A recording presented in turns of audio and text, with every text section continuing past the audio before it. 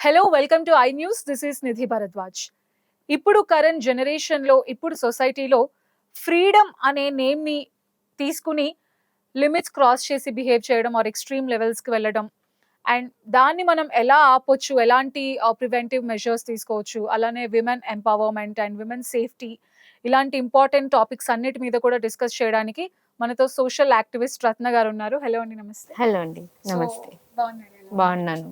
నేను ఇప్పుడు చెప్పినట్టే ఫ్రీడమ్ అనేది యాక్చువల్గా చాలా ఇంపార్టెంట్ ఒక మనిషికి. సో ఆ ఫ్రీడమ్ అనే పేరుని తీసుకుని ఇప్పుడు ప్రెసెంట్ లిమిట్స్ క్రాస్ చేసి బిహేవ్ చేయడం అండ్ ఏదైనా చేయొచ్చు మా ఇష్టం. ఇప్పుడు ఇంట్లో పెద్దవాళ్ళు పేరెంట్స్ ఏదైనా చెప్పినా నా ఇష్టం, నేను ఇంతే చేస్తా, లేకపోతే ఇట్లా ప్రతి ఆస్పెక్ట్ లో ఇది ఎక్కువ అయిపోతుందనే ఒపీనియన్ చాలా మందికి ఉంది. సో ఈ ఆస్పెక్ట్ ని మీరు ఎలా చూస్తారు?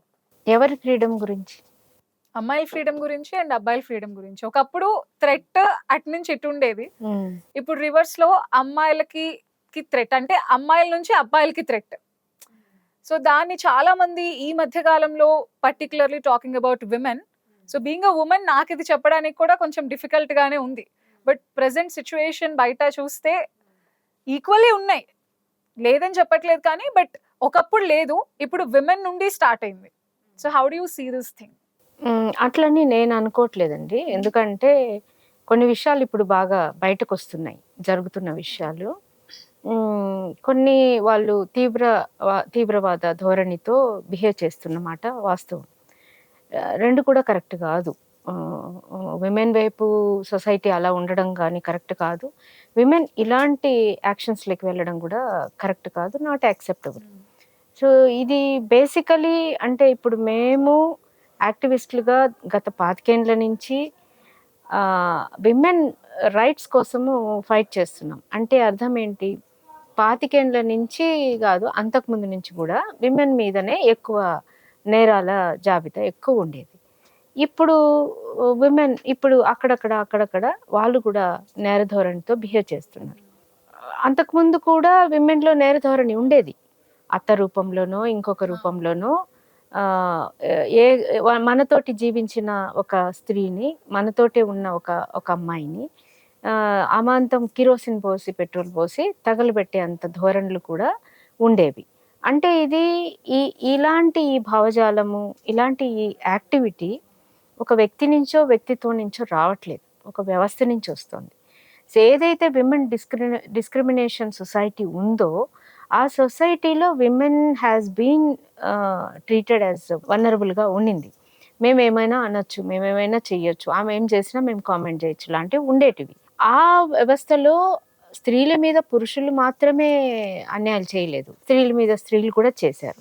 సో నేనేమంటానంటే నేరాన్ని కానీ తప్పును కానీ ఏ ఒక వర్గానికి నేను ఎప్పుడు ఆపాదించను. ఎందుకంటే ఇది ఒక మేల్ డామినేటెడ్ సొసైటీ. ఈ సొసైటీలో ఆ భావజాలను నింపుకున్నటువంటి విమెన్ తప్పులు చేస్తారు. ఆ భావజాన్ని నింపుకున్నటువంటి విమెన్ ఇంకొక విమెన్ వైపు దాష్టికాన్ని ప్రదర్శిస్తారు. సో అది అప్పుడు తప్పే, ఇప్పుడు తప్పే. ఫస్ట్ ఈ కరెక్షన్ ఎక్కడ జరగాలి అంటే ఈ జెండర్ ఈక్వాలిటీ సెన్సిటివిటీని పెంచాలి. సో జెండర్ ఈక్వాలిటీని మనం ఎప్పుడు టీచ్ చేస్తామో అమ్మాయిలలో మనం అనుకుంటున్న ధోరణులు కూడా తగ్గే అవకాశం ఉంటుంది. ఎందుకంటే మనిషి వ్యక్తిగా కొంత చెడు ఉంటాడు, కొంత మంచి ఉంటారు.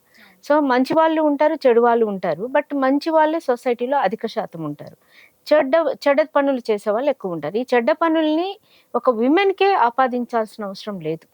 సో విమెన్కి కరెక్ట్గా అంటే ఏంటి, అక్కడ మనం చూస్తున్నాం ఏమున్నా ఏం జరిగినా విమెన్ తప్పు చేయకూడదు అన్నదాన్ని చూస్తున్నాం.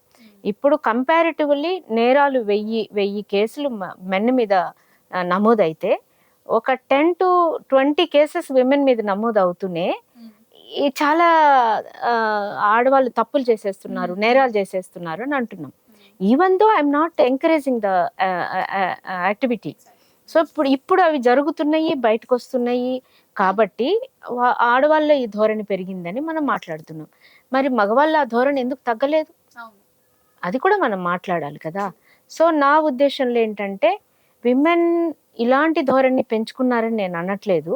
మనుషుల మధ్య ఒక మానవత్వ సంబంధాలు, మనుషుల మధ్య ఒక చట్టాన్ని గౌరవించే వ్యక్తిత్వము, మనుషుల మధ్య ఒక ఈక్వాలిటీ సెన్స్ అనేది తగ్గింది అని నేను అనుకుంటున్నాను.